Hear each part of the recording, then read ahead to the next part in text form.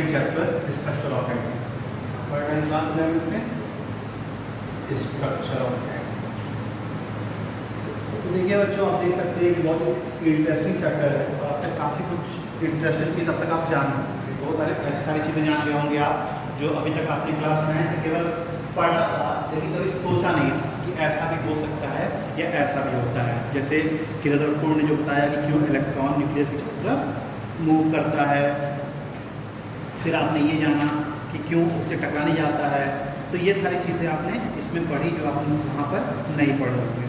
तो बच्चों की जैसे हमने क्या किया है, काफ़ी कुछ के बारे में पढ़ाई हमने कर चुका है। आपने ये भी जान गया, आप ये भी जान गए कि लाइनर सीरीज़ क्या होता है, बार्बर क्या होता है, पास्टन क्या होता है, ब्रैकेट क्या होता है, फुंड क्या होता है, हॉमफेरी क्या होता है। जैसे मैंने बताया कि जो किसी भी ऑर्बिट से आके n=1 पे गिरे उसको लाइनर बोलते हैं, n=2 पे गिरे बार्बर बोलते हैं, 3 पर गिरे पास्टन बोलते हैं, 4 पे गिरे ब्रैकेट बोलते हैं, 5 पे गिरे फुंड बोलते हैं, 6 पे गिरे हॉमफेरी बोलते हैं। तो ये सारे आपके क्या हैं, डिफरेंट रेंज है। और आपको पता है कि कोई भी इलेक्ट्रॉन जब डी एक्साइट होकर अगर पहली शेल पे गिरेगा तो लाइनर, दूसरे पे बार्बर, तीसरे पे पास्टन, चौथे पे ब्रैकेट, पांचवे पे फुंड और छठे पे उसको हम फैरी करते हैं। बस यही तक आपको आपकी सिलेबस में दिया हुआ है, ठीक है। तो मुझे लगता है यहाँ तक बच्चों बहुत हद तक क्लियर हो गया होगा। और बच्चों कई बार एक क्वेश्चन पूछता है कि बताइए कि ये बताइए कि हमारी जो विजुअल लाइट्स जो या विजुअल जो रेंज होती है वो किस में फॉल करती है। तो किस में फॉल करती है, बार्बर। जो हमारी विजुअल लाइट्स होती है, जो विजुअल रेंज होता है वो बार्बर सीरीज में फॉल करती है, जिसमें आपका विबग्योर आता है। मतलब वायलेट, इंडिगो क्या आता है, VIBGYOR, violet, indigo, blue, green, yellow, orange और रेड, ठीक है। रेड सबसे कम फैलता है, मतलब जो रेड का जो वेवलेंथ सबसे हाईएस्ट होता है और वायलेट का वेवलेंथ सबसे कम होता है, ठीक है। मतलब देखिए ऐसे याद कर लीजिए कि आसमान नीला है, आसमान नीला है मतलब क्यों, क्योंकि वायलेट फैलता है। तो याद रखिए कि जो ज़्यादा फैलता है उसका वेवलेंथ कम होता है और जो कम फैलता है उसका वेवलेंथ अधिक होता है। अगर आपको ये कॉन्सेप्ट समझना है तो ऐसे समझ लीजिए। वेवलेंथ क्या होता है बच्चों, ये वेव है। अब मैं पूछूं कि वेवलेंथ क्या होता है तो क्या होता है ये बच्चों, वेवलेंथ क्या होता है, दो क्रस्ट या दो तरफ से की जो बीच की जो दूरी होती है उसको वेवलेंथ बोलते हैं, ठीक है। ये बात अभी मैं आपको समझाऊंगा दोबारा से, अभी थोड़ा समझने की जरूरत। दो क्रस्ट की बीच की दूरी या दो तरफ की बीच की दूरी क्या कहलाती है, वेवलेंथ कहलाती है।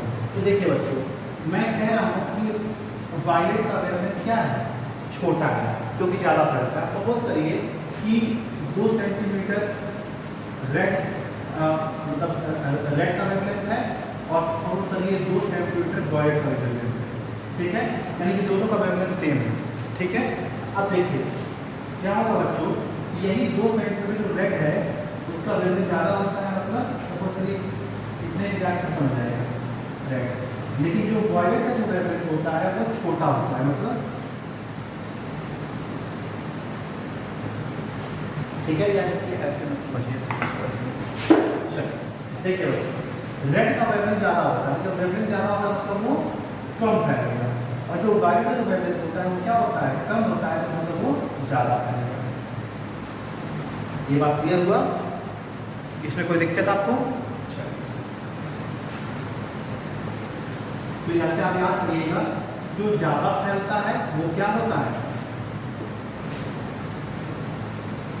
जो ज़्यादा फैलता है वो उसका वेवलेंथ कम होता है और जो कम फैलता है उसका वेवलेंथ ज़्यादा होता है, ठीक है बच्चों।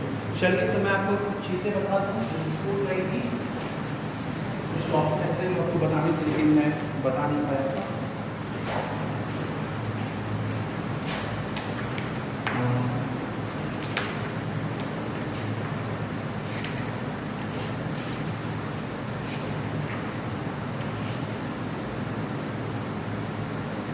हाँ बच्चों, कुछ टॉपिक्स जान लीजिए पहले आइए मैं आपको वेव के बारे में पूरा बता दूँ।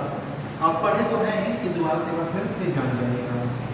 जैसे बच्चों ये वेवलेंथ है, अब ये सॉरी वेव है। अब वेव में बच्चों कई सारे छोटे मोटे वो होते हैं मतलब उसके क्या क्या प्रॉपर्टीज होते हैं उसको समझते हैं। जैसे पहला प्रॉपर्टी होता है बच्चों एम्पलीट्यूड। एम्पलीट्यूड आपने सुना होगा, एम्पलीट्यूड वर्ड बहुत ज़्यादा आता है। देखिए बच्चों, ये सपोज वेव है, तो ये इसका एक लाइन है, इस लाइन के ऊपर ऐसे वेव ट्रेवल कर रही है। मतलब अब देखिए बच्चों,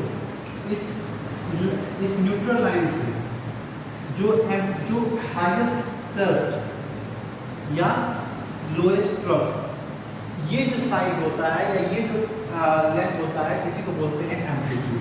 क्या बोलते हैं इसको? एम्पलीट्यूड। क्या बोलते हैं इसको? एम्पलीट्यूड। तो क्या होगा? It is the height of crest और ट्रेफ्ट। क्या कर सकते हैं? It is the height of crest और trough. It is the height of crest और trough is known as amplitude.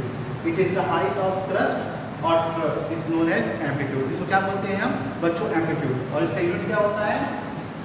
इसको हम नापते हैं मीटर। इसका क्या होता है? इसको कैसे नापते हैं हम? मीटर में। चलिए,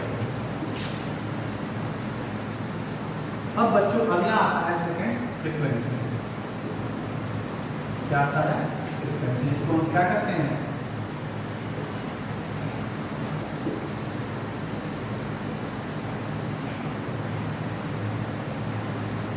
जिसको हम म्यू से डिनोट करते हैं। क्या करते हैं? जिसको हम म्यू से डिनोट करते हैं।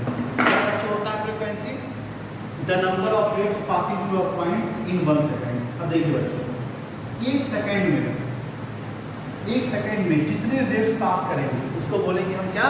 वो उसकी फ्रीक्वेंसी है। मतलब अब एक सेकंड, मान लीजिए ये एक सेकंड वेव है, गिन लीजिए 1 2 3 4 5 6, यानी कि इस जो वेव की जो फ्रीक्वेंसी है वो एक मिनट में कितनी है? 6 है। मतलब जितने बार कोई भी वेव एक सेकंड में ऑसिलेट करता है उसी को बोलते हैं फ्रीक्वेंसी। जैसे सुना होगा आपने कि हमारे जो सुनने की जो क्षमता है वो है 20 हर्ट्ज से,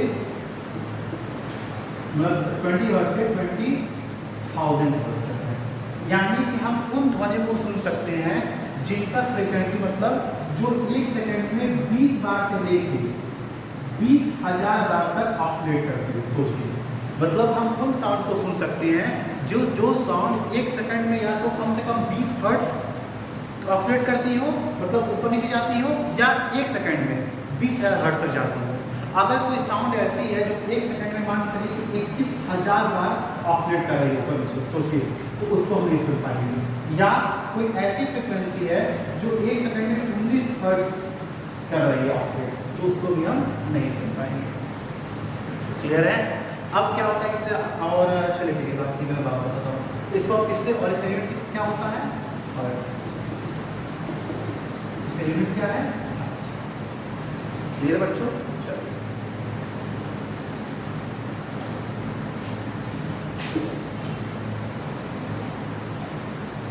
अगला बच्चों आपका टॉपिक है जो वो है टाइम पीरियड। क्या है? Time period.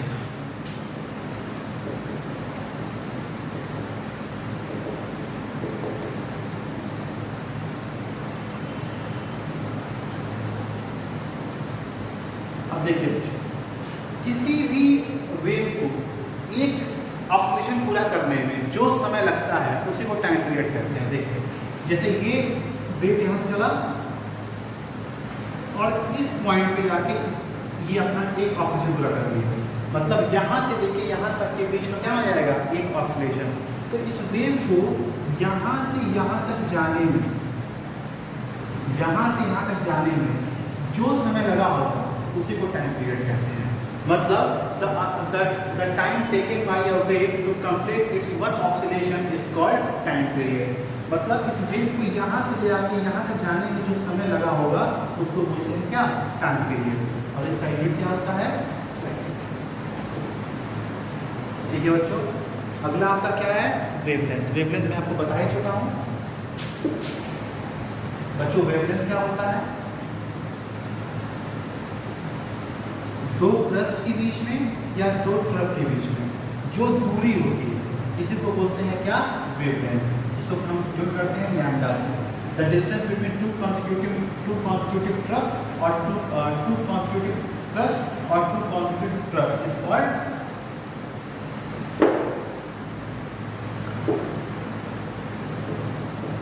Called wavelength. इसको डिनोट करते हैं लैम्डा से और इसकी जो यूनिट होती है एंगस्ट्रॉम और 1 एंगस्ट्रॉम में 10 टू पावर -10 मीटर।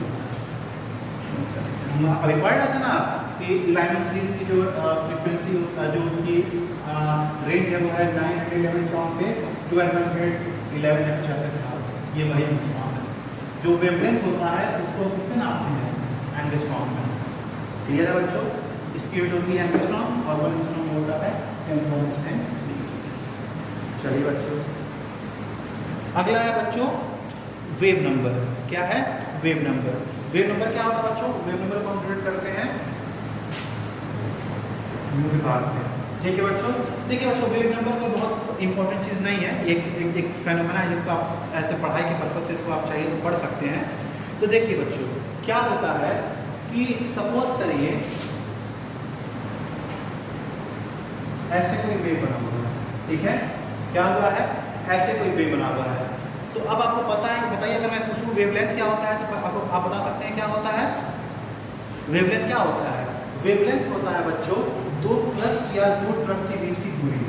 ठीक है, दो क्रस्ट या दो ट्रफ के बीच की दूरी होती है बच्चों। तो क्या होगा बच्चों कि अगर हम 1 सेंटीमीटर की बात करें, अगर हम ये कहें कि 1 सेंटीमीटर में मतलब 1 सेंटीमीटर में जितने भी वेवलेंथ्स आएंगे उनको वेव नंबर कहते हैं। मतलब सपोज करिए कि 1 सेकंड में ये कोई क्या है आपका, ये मानिए कोई ये जो है ये आपका कोई वेव है सपोज करिए, ठीक है। पता है कि यहाँ से लेके यहाँ तक एक ऑपरेशन होता है, यहाँ तक दूसरा, यहाँ तक तीसरा, यहाँ तक चौथा और यहाँ तक पांचवा। ये बात क्लियर है बच्चों? यही आपका क्या है वेव है, ठीक है। मतलब ये पहला वेव हो गया, ये दूसरा, ये तीसरा, ये चौथा और ये, ठीक है।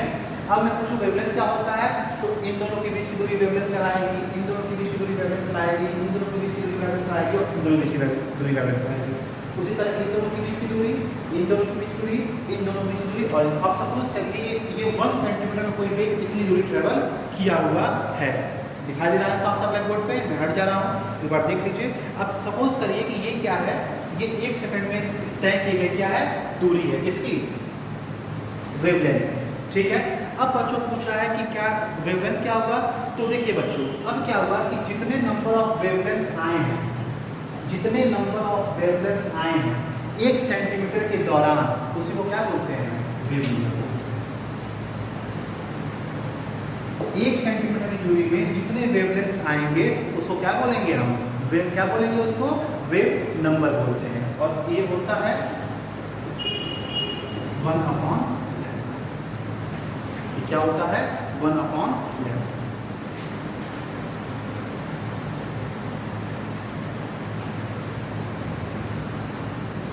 क्लियर है बच्चों? चलिए समझा दें।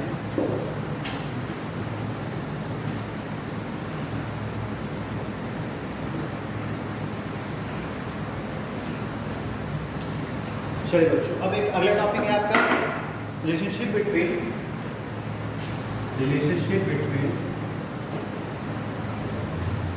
वेलोसिटी, फ्रीक्वेंसी और वेव। एक रिलेशनशिप बैठती है बच्चों, इसको याद करना पड़ेगा वेलोसिटी के बीच में, फ्रीक्वेंसी के बीच में और वेवलेंथ के बीच में। सिंपल रिलेशनशिप है, इसको याद कर लीजिए, C = V × lambda. C = V × lambda. C का मतलब क्या हो गया बच्चों, और ये आपका क्या हो गया V वेलोसिटी हो गया, लैम्डा हो गया, और क्या C क्या हो गया फ्रीक्वेंसी हो गई।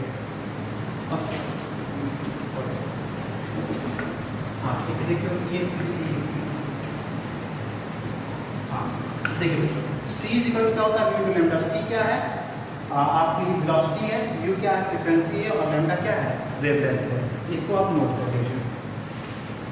C = क्या होता है न्यू × लैम्डा। C मतलब स्पीड ऑफ लाइट, मतलब वही वेलोसिटी।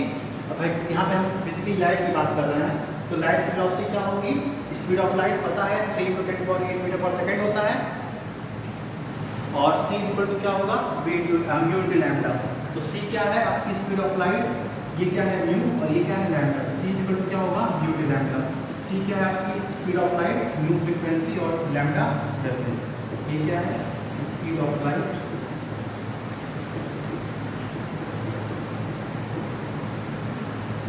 म्यू क्या है फ्रीक्वेंसी और लैम्डा क्या है वेवलेंथ।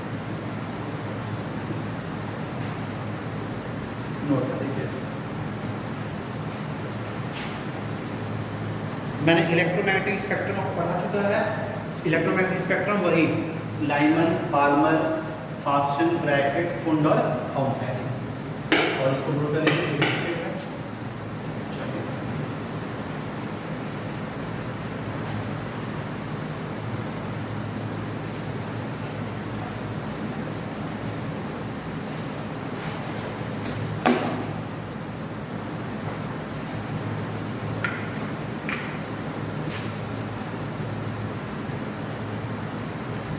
चलिए बच्चों वेव के बारे में सारी मुझे उम्मीद है बहुत सारी चीज़ें आपको पता चल गई होंगी। चलिए बच्चों अब हम आते हैं वापस से अपने ओरिजिनल टॉपिक पे। अब हमें आगे पढ़ना है Max Planck's quantum theory of light. Max Planck's quantum theory of Max Planck's quantum theory of light. देखिए बच्चों क्या मैक्स प्लैंक ने क्या कहा मैक्स प्लैंक ने एक बात कही। मैक्स प्लैंक ने कहा कि जो आपके वेव्स हैं, वेव्स मतलब जो आपके अल्ट्रावायलेट वेव्स हैं, इलेक्ट्रोमैग्नेटिक वेव्स हैं या जो भी वेव्स हैं, मैक्स ने कहा कि जो भी वेव्स हैं वो क्या है टाइनी पार्टिकल से मिलकर बने हैं जिनको फोटॉन्स बोला जाता है। क्या बोला जाता है क्वांटम के बच्चों। जहाँ भी क्वांटा की बात क्वांटम वर्ड आया तो मतलब समझिएगा कि हम माइक्रोस्कोपिक पार्टिकल्स की बात कर रहे हैं। तो मैक्स प्लैंक ने कहा बच्चों कि मैक्स प्लैंक ने कहा कि जो भी वेव्स हैं, जो भी हम अल्ट्रावायलेट वेव्स की बात कर रहे हैं या जो भी हम फ्रीक्वेंसी की बात मतलब जो भी वेव्स की बात कर रहे हैं, अल्ट्रावायलेट हो गया, इलेक्ट्रोमैग्नेटिक वेव्स हो गया, यूवी रेज हो गया, तो देखिए हम जो भी वेव्स है बच्चों उन्होंने कहा ये जो आपका लाइट हो गया कुछ भी हो गया, तो जितने भी हम वेव्स को बोलते हैं, जितने भी वेव्स हैं बच्चों वो क्या हैं जितने भी वेव्स हैं बच्चों वो जो है टाइनी पार्टिकल्स से मिलकर बने हैं जिनको बोलते हैं क्या फोटॉन्स। क्या बोलते हैं फोटॉन्स। ये क्या मिलकर बने हैं टाइनी पार्टिकल्स से मिलकर बने हैं। ऑल वेव्स जो है टाइनी पार्टिकल्स से बने हैं जिनको बोलते हैं हम क्या फोटॉन्स। मतलब उन्होंने कहा कि सारे के सारे वेव क्या हैं टाइनी पार्टिकल्स का एक समूह है जिनको हम क्या बोलते हैं फोटॉन्स बोलते हैं। ठीक है। और उन्होंने एक रिलेशनशिप दिया E is equal to H nu. E is equal to क्या दिया एच न्यू। अब देखिए बच्चों हमने एक पढ़ा क्या relationship C is equal to mu into lambda. ठीक। न्यू क्या हो जाएगा C अपॉन म्यू क्या हो जाएगा C अपॉन लैम्डा। अब देखिए बच्चों E is equal to H C upon lambda. ये यहीं से है। उन्होंने एक इक्वेशन दिया क्या E is equal to H nu. और हमने अभी जस्ट पढ़ा है रिलेशनशिप बिटवीन वेलोसिटी फ्रीक्वेंसी और वेवलेंथ में C is equal to mu into lambda. तो म्यू इज इक्वल टू क्या हो सकता है C अपॉन लैम्डा।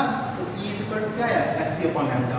और आपने पढ़ा है कहाँ पर जब हमने फोर्स थ्योरी की बात कर रहे थे कि हर जो किसी का भी जो है कोई भी जो ऑर्बिट होता है उसका जो मोमेंटम होता है वो एच सी अपॉन लैम्डा के इंटीग्रल मल्टीपल होता है।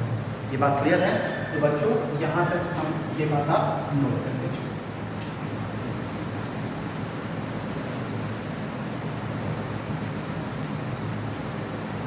यहाँ तक हो गया। चलिए बच्चों अब देखेंगे बच्चों अब इसके बाद एक थ्योरी आती है इलेक्ट्रोमैग्नेटिक वेव। इसके बाद एक थ्योरी आती है इलेक्ट्रोमैग्नेटिक वेव।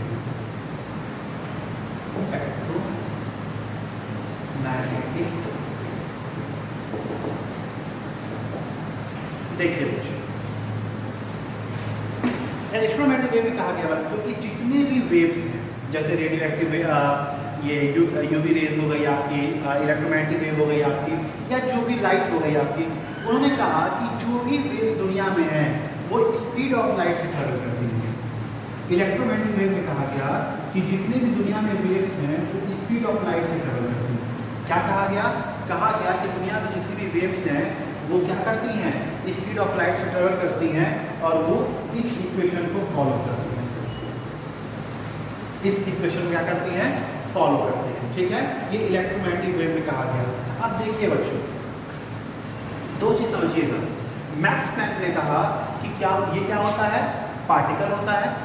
ठीक है, और उन्होंने ये कहा कि इलेक्ट्रोमैग्नेटिक वेव कहा कि जितने भी सारे वेव्स होती हैं वो स्पीड ऑफ लाइट से ट्रेवल करती है। दो बातें कही गई। मैक्स प्लैंक ने कहा कि दुनिया में जो भी वेव्स हैं वो पार्टिकल से मिलकर बने हैं जिनको फोटॉन्स बोलते हैं। और इलेक्ट्रोमैग्नेटिक वेव में कहा गया कि जितने भी पार्टिकल्स हैं या जितने भी वेव्स हैं वो स्पीड ऑफ लाइट से ट्रेवल करते हैं। तो बच्चों यहीं से एक थ्योरी आई। ठीक है, यहीं से एक थ्योरी आई और वहाँ और कहा गया, यहीं से एक थ्योरी आई और कहा गया लाइट हैज डुअल नेचर। क्या कहा गया? Light has dual nature. कहा गया कि लाइट के पास डुअल नेचर होता है। एक होता है क्या? एक होता है लाइट के पास वेव नेचर और एक होता है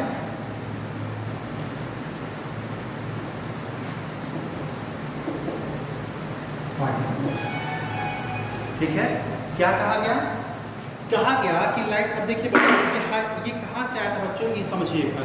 ये क्यों हुआ? जैसे देखिए प्लैंक ने कह दिया कि जो लाइट होता है वो या जो भी वेव होता है वो पार्टिकल से मिलकर बनता है जिसको बोलते हैं फोटॉन। और फिर इलेक्ट्रोमैग्नेटिक थ्योरी ने या वेव ने ये कॉन्सेप्ट दिया कि जो भी वेव्स हैं वो स्पीड ऑफ लाइट से ट्रेवल करती हैं। तो देखिए बच्चों, अभी मैं साबित करूँगा मैं जो बोल रहा हूँ। देखिए बच्चों, जब माइक्रोस्कोपिक पार्टिकल्स बहुत स्पीड से चलता है तो वो वेव शो करता है। क्या बोला मैंने? जब माइक्रोस्कोपिक पार्टिकल्स जो होते हैं जब वो बेहद स्पीड से चलते हैं, बेहद स्पीड मतलब स्पीड ऑफ लाइट की स्पीड से चलते हैं, तो वो पार्टिकल की तरह नहीं वेव की तरह बिहेव करते हैं। इसी वजह से ये कहा गया कि लाइट के पास दोनों तरह के नेचर होता है। देखिए बच्चों, लाइट बना किससे है? फोटॉन से। ये बात तो क्लियर थी। मैक्स प्लैंक ने कहा था कि जो वेव्स होती हैं वो पार्टिकल से मिलकर बनती हैं जिसको बोलते हैं फोटॉन्स। लेकिन जब वही फोटॉन्स और वही पार्टिकल जब स्पीड ऑफ लाइट से ट्रेवल करते हैं तो वो असल में पार्टिकल नेचर न शो करते हुए कैसा नेचर शो करते हैं? Wave nature.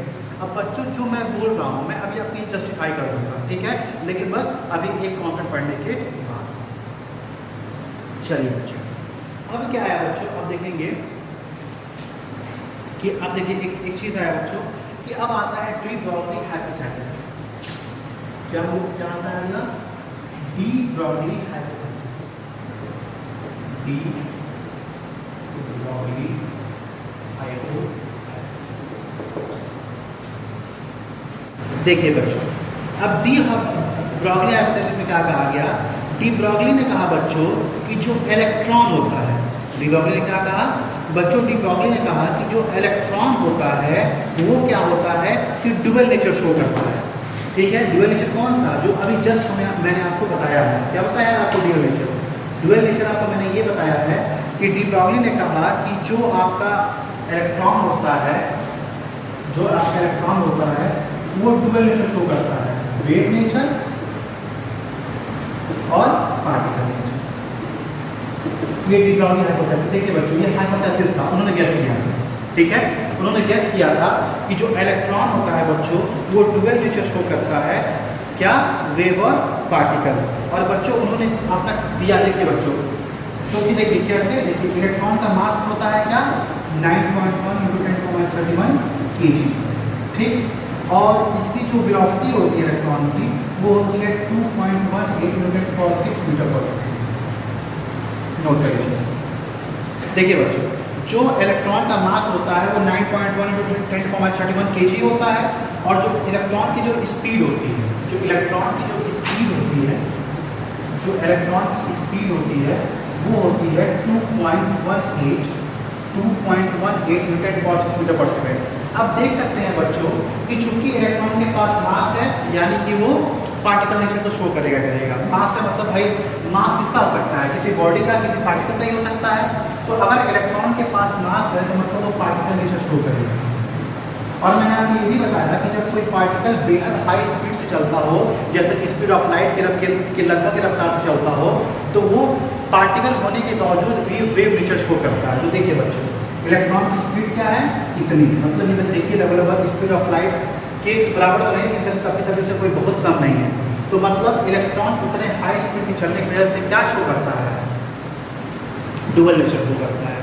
तो इलेक्ट्रॉन क्या दिखाएगा बच्चों, इलेक्ट्रॉन डुअल नेचर दिखाता है, क्या क्या, आपका पार्टिकल नेचर भी और वेव नेचर भी। ठीक है, चलिए अब बच्चों इसके बाद क्या हुआ कि डी ब्रॉगली की जो हाइपोथेसिस थी, तो डी ब्रॉगली ने हाइपोथेसिस तो दे दिया, लेकिन डी ब्रॉगली ने क्या किया, डी ब्रॉगली ने उसको साबित नहीं कर पाया। डी ब्रॉगली क्या हुआ, डी ब्रॉगली इस चीज़ को साबित नहीं कर पाए, इस वजह से हम नाम क्या देते हैं, डी ब्रॉगली हाइपोथेसिस। हुआ क्या बच्चों कि इसके डी ब्रॉगली के बाद जो है दो साइंटिस्ट आए, जिनका नाम था डेविसन और जर्मन। क्या नाम था उनका, डेविसन और जर्मन। क्या हुआ कि डेविसन और जर्मन डी ब्रॉगली के बाद आए और उन्होंने एक एक्सपेरिमेंट परफॉर्म किया जिसको बोलते हैं इलेक्ट्रॉन डिफ्रैक्शन एक्सपेरिमेंट।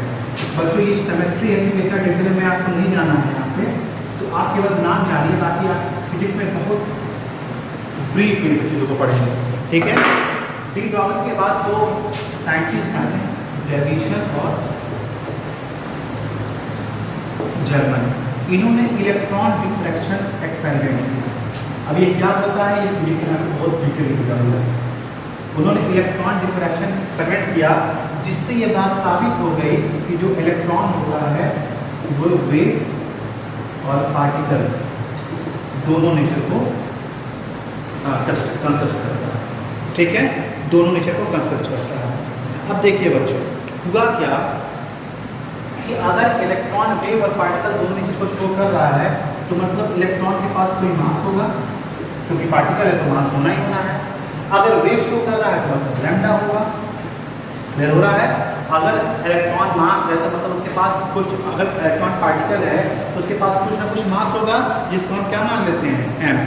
अब अगर इलेक्ट्रॉन वेव भी है, यानी कि उसके पास एक वेव, उसका कुछ वेवलेंथ होगा।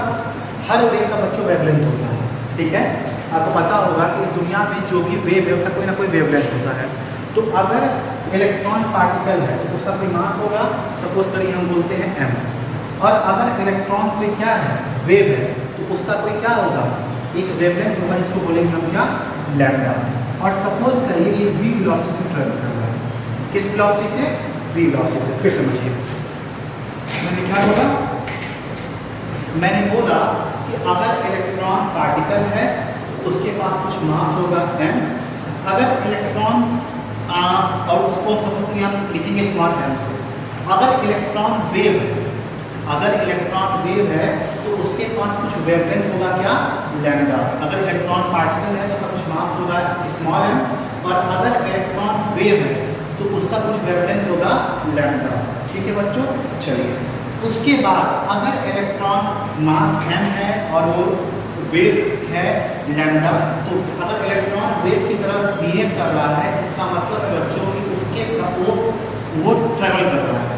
कोई भी पार्टिकल वेव की तरह बिहेव कब करेगी, जब वो पार्टिकल बहुत तेजी से, लगभग स्पीड ऑफ लाइट से क्या करेगी, ट्रैवल करेगी।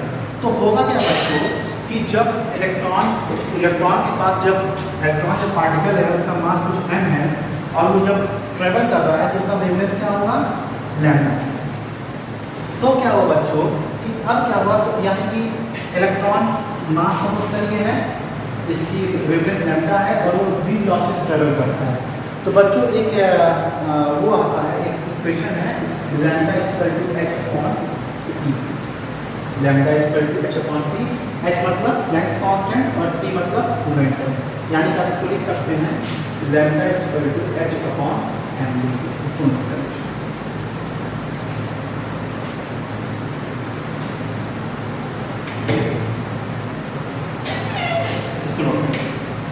एक इक्वेशन आया lambda equal to h upon p या lambda equal to h upon mb। पता होगा बच्चों h से प्लैंक कांस्टेंट, प्लैंक कांस्टेंट मतलब 6.636 × 10⁻³ जूल सेकेंड।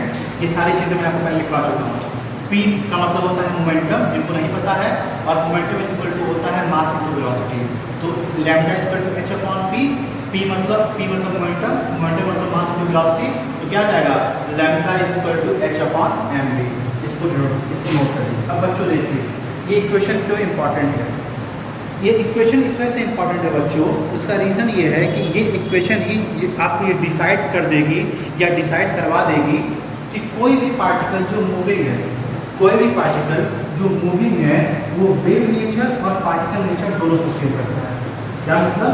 इसका मतलब ये हुआ बच्चों कि वो सारी चीज़ें, वो सारे पार्टिकल्स जो मूव करते हैं वो पार्टिकल नेचर और वेव नेचर दोनों सस्टेन करते हैं। तो अगर आप ये पूछें कि क्या सर अगर हम दौड़े तो हम भी क्या वेव शो करेंगे? बिल्कुल बच्चों, लेकिन वो क्वांटिटी इतनी कम होगी कि आप उसको मेजर नहीं कर सकते। जैसे कि मैं आपको एग्जांपल देके समझाता हूँ। सपोज करिए बच्चों कि हम दो लेते हैं, एक क्रिकेट बॉल की बात करते हैं और एक इलेक्ट्रॉन की बात करते हैं। तो मैं बच्चों वही बात समझा रहा हूँ, मैंने बोला था ना मैं बच्चों कि हर मूविंग पार्टिकल जो है वो वेव नेचर शो करेगा। मैं आपको साबित कर दूंगा, यही मैं साबित कर रहा हूँ। देखिए बच्चों, यहाँ पे हम चूंकि माइक्रोस्कोप की बात कर रहे हैं, क्योंकि जो बड़े पार्टिकल्स हैं जैसे क्रिकेट बॉल हो गया, हम लोग हो गए, या आप इस मार्को को चला के फेंक दीजिए, ये भी वेव नेचर शो करेंगे, लेकिन उनकी वैल्यू इतनी कम होगी कि उसको आप मेजर ही नहीं कर पाएंगे। दिखाता हूँ कैसे। सपोज करिए एक क्रिकेट बॉल है जिसका मास है 100 ग्राम और इसकी जो वेलोसिटी है वो सपोज करिए 20 मीटर पर सेकेंड। अब हमने इक्वेशन क्या था, lambda is equal to h upon mv। h कितना होता है 6.636 इंटू 10⁻34 अपॉन m कितना है, m इंटू v, m कितना है 100, इसको हम kg में कन्वर्ट करेंगे 10.3 और ये कितना है 20 मीटर पर सेकेंड। अब बच्चों अगर इसको आप सॉल्व करिएगा या घर करके देखिएगा तो ये आएगा लगभग 3.313 इंटू 10⁻34 एंगस्ट्रॉम। सोचिए ये इसका आंसर आता है। क्या इसका आंसर इसको सॉल्व करेंगे, इसका आंसर आएगा 3.313, हो सकता है कुछ इधर उधर हो, इसका आंसर आएगा 3.313 इंटू 10⁻34 एंगस्ट्रॉम या 3.313 इंटू 10⁻34 मीटर। इन दोनों में से कोई एक आंसर आ सकता है। ठीक है, सोचिए बच्चों कि 3.313 10⁻34 एंगस्ट्रॉम, इसको कोई ऐसा इंस्ट्रूमेंट बना ही नहीं है जो इस वेवलेंथ को नाप सके। देखिए बच्चों, वेव नेचर ये भी शो कर रहा है, पार्टिकल है लेकिन वेव नेचर शो कर रहा है, लेकिन कोई इंस्ट्रूमेंट ऐसा बना ही नहीं है कि जो इतनी छोटी वेवलेंथ को नाप सके। 3.313 10⁻24 एंगस्ट्रॉम, सोचिए मतलब इतना छोटा है। इसी वजह से हम जब वेव नेचर की बात करते हैं तो हम बड़े पार्टिकल्स की बात नहीं करते।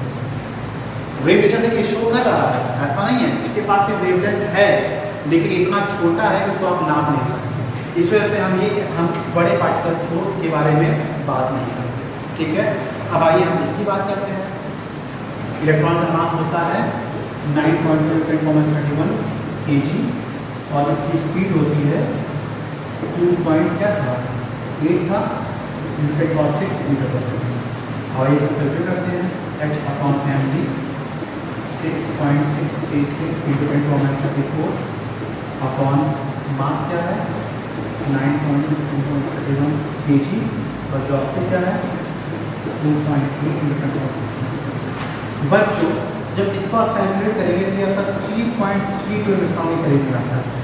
कितना आता है 3.32 एंगस्ट्रॉम के करीब में आता है, या कुछ गलत हो तो देखिए बच्चों, जब इसको आप कैलकुलेट किए हैं तो इसका क्या आया है 3.32 एंगस्ट्रॉम। अब बच्चों ये नाप पाना पॉसिबल है, ये पॉसिबल है, इसको नाप सकते हैं। ठीक है, तो देखिए बच्चों, हम आपको ये साबित कर दिए कि हर वो पार्टिकल जो किसी भी स्पीड से मूव कर रही है वो वेव नेचर और पार्टिकल नेचर दोनों सस्टेन करती है। क्या बोला मैंने, वो सभी पार्टिकल जो किसी भी वेलोसिटी से ट्रेवल कर रही है वो वेव नेचर और पार्टिकल नेचर दोनों सस्टेन करती है। बस फर्क इतना है कि बड़े पार्टिकल्स का वेवलेंथ इतना छोटा आता है कि उसको आप किसी तरीके से नाप नहीं सकते हैं।